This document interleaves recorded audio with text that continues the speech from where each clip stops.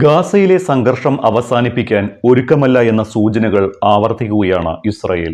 ഖത്തറിനു പിന്നാലെ യമനിലും ഇസ്രായേൽ ഇന്നലെ ആക്രമണം നടത്തി. തലസ്ഥാനമായ സനായിലും അൽ ജോഫ് ഗവർണറേറ്റിലും നടത്തിയ വ്യോമാക്രമണത്തിൽ 35 പേർ കൊല്ലപ്പെട്ടു. ഇതോടെ പശ്ചിമേഷ്യ വലിയ സംഘർഷത്തിലേക്ക് നീങ്ങുകയാണോ എന്ന ആശങ്കയുണ്ട്. ആദ്യം ഖത്തറിലും പിന്നീടിപ്പോൾ യമനിലും ഇസ്രായേൽ ആക്രമണം നടത്തി. ഇനിയും ആക്രമണങ്ങൾ തുടരുമെന്ന മുന്നറിയിപ്പും ഇസ്രായേൽ നൽകിയിട്ടുമുണ്ട്. ഹമാസ് നേതാക്കളെ വധിക്കുന്നതുവരെ ആക്രമണം തുടരുമെന്നാണ് ഇസ്രായേൽ പറയുന്നത്. ഇതോടെ പശ്ചിമേഷ്യയിൽ അശാന്തിയുടെ പുതിയ കാർമേഘങ്ങൾ ഉരുണ്ടു തുടങ്ങി. ഗാസയിലെ സമാധാന ശ്രമങ്ങൾക്ക് ഇസ്രായേലിന്റെ ഈ യുദ്ധക്കൊതി തുരങ്കം വെക്കുമോ എന്ന ആശങ്കയും ശക്തമാണ്. യമനിൽ നടന്ന ആക്രമണത്തിൽ 3 ഡസനോളം ആളുകൾ കൊല്ലപ്പെട്ടുവെന്നത് പ്രാഥമിക കണക്കുകൾ മാത്രം.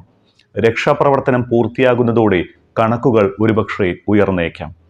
ബോംബാക്രമണം നടത്തിയത് യമൻ പ്രസിഡന്റിന്റെ കൊട്ടാര സമുച്ചയത്തിലെ സൈനിക കേന്ദ്രങ്ങളിൽ ഒന്നാണ് എന്ന് ഇസ്രായേലിന്റെ അവകാശവാദമുണ്ട്. പക്ഷേ സനായിലെ അൽ തഹ്രീർ പരിസരത്തെ വീടുകൾ, നഗരത്തിന്റെ തെക്കു പടിഞ്ഞാറുള്ള 60-ാം സ്ട്രീറ്റിലെ ഒരു മെഡിക്കൽ സ്ഥാപനം, അൽ ജോഫിന്റെ തലസ്ഥാനമായ അൽ ഹസമിലെ ഒരു സർക്കാർ കോമ്പൗണ്ട് എന്നിവയുൾപ്പെടെ സാധാരണക്കാർ താമസിക്കുന്ന ജനവാസ കേന്ദ്രങ്ങൾ ലക്ഷ്യമിട്ടായിരുന്നു ഇസ്രായേലിന്റെ ആക്രമണം എന്നതും ശ്രദ്ധിക്കണം. സനായുടെ തെക്കു പടിഞ്ഞാറുള്ള ആരോഗ്യ മേഖലയിലെ ഒരു മെഡിക്കൽ സ്ഥാപനത്തിന് നേരെയും ആക്രമണമുണ്ടായിട്ടുണ്ട്. പക്ഷേ യമൻ തിരിച്ചടിച്ചിട്ടുമുണ്ട്. ഇസ്രായേൽ ജെറ്റുകൾക്ക് നേരെ തങ്ങളുടെ ഭൂതല വ്യോമ മിസൈലുകൾ ഉപയോഗിച്ചുവെന്നും ഇതോടെ ചില ഇസ്രായേൽ ജെറ്റുകൾ ആക്രമണം നടത്താതെ മടങ്ങിയെന്നും യമന്റെ അവകാശവാദം. സത്യത്തിൽ എന്താണ് ഇസ്രായേൽ ലക്ഷ്യമിടുന്നത് എന്നാണ് അന്താരാഷ്ട്ര സമൂഹം ഉറ്റുനോക്കുന്നത്. പശ്ചിമേഷ്യയിലെ ഏക അനിഷേധ്യ ശക്തിയാകാനുള്ള ശ്രമമാണോ ഇസ്രായേലിൻ്റേത് എന്ന സംശയവുമുണ്ട്. പശ്ചിമേഷ്യൻ രാഷ്ട്രങ്ങളെ കടന്നാക്രമിച്ച് ഇസ്രായേൽ മുന്നോട്ടു പോകുകയാണ്. ആദ്യം പലസ്തീൻ, ഇപ്പോൾ യമൻ, ഖത്തർ, ഇതിനിടയിൽ ഇറാൻ. അങ്ങനെ പശ്ചിമേഷ്യൻ രാഷ്ട്രങ്ങളിൽ എല്ലാം ഇസ്രായേൽ കടന്നുകയറുന്നുണ്ട്.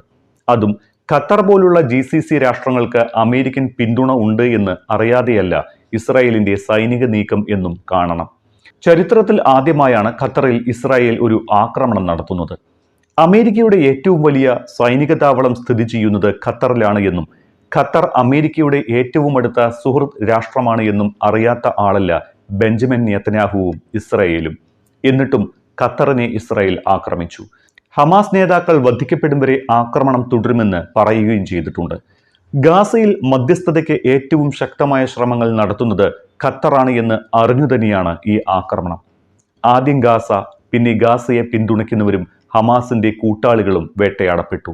ഇപ്പോഴിതാ ഗാസയിൽ മധ്യസ്ഥതയ്ക്ക് ശ്രമിക്കുന്ന ഖത്തറിനെ കൂടി ലക്ഷ്യം വെച്ച് ആക്രമണം.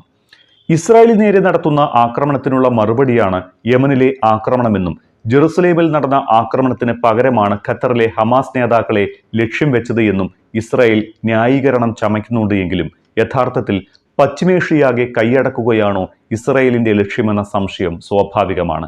പക്ഷേ അതോടൊപ്പം മറ്റു ചില നീക്കങ്ങൾ കൂടി അപ്പുറത്ത് നടക്കുന്നുണ്ട്.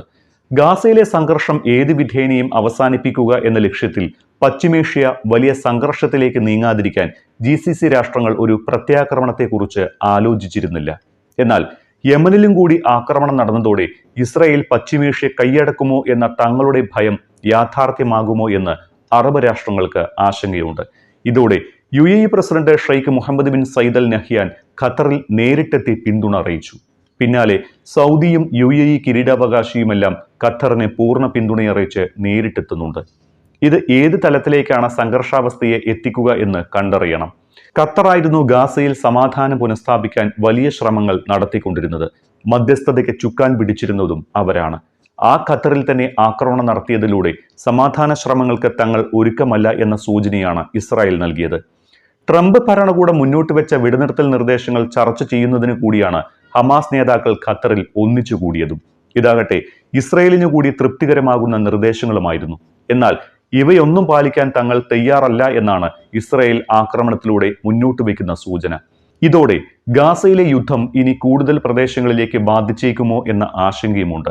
ഗാസയിലെ മധ്യസ്ഥ ശ്രമങ്ങളിൽ നിന്ന് ഖത്തർ പിന്മാറുമോ എന്ന് ആശങ്കയുണ്ടായിരുന്നു. പക്ഷേ മധ്യസ്ഥത തുടരാമെന്ന് ഖത്തർ അറിയിച്ചിട്ടുണ്ട്.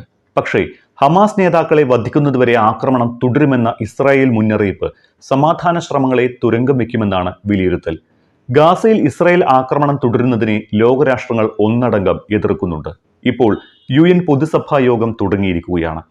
യൂറോപ്യൻ രാഷ്ട്രങ്ങളായ ഫ്രാൻസും ജർമ്മനിയും ബ്രിട്ടനുമെല്ലാം പലസ്തീനെ രാഷ്ട്രമായി UN പൊതുസഭയിൽ അംഗീകരിക്കുമെന്ന് അറിയിച്ചിരുന്നു.